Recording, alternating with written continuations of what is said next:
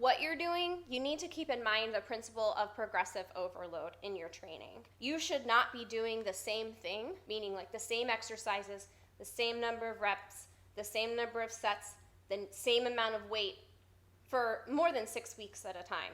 You need to change up your workout plan in some way to keep progressing and building over time. Otherwise, your body will adapt to what you're doing. Why did I get these shoes? These are not the shoes that I wanted.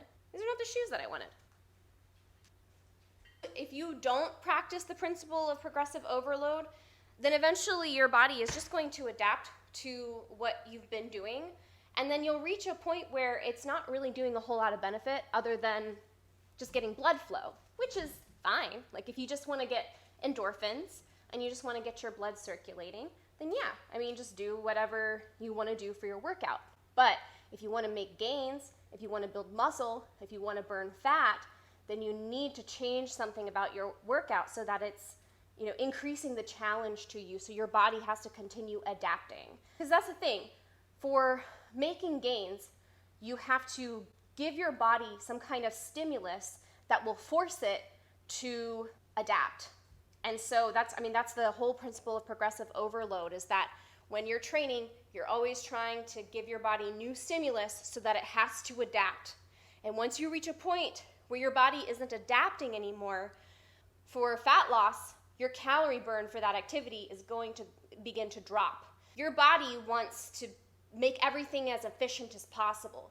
Your body wants you to not spend so much energy on things that you normally do because it's trying to keep you alive. It wants to make sure that you got plenty of calories stored away just in case there's a famine or you have to run for your life or something, right? That's what your body is thinking. And so if you do the same thing over a long period of time and you don't really change much, then your body's going to be like, bet, okay, so this is what we got to do.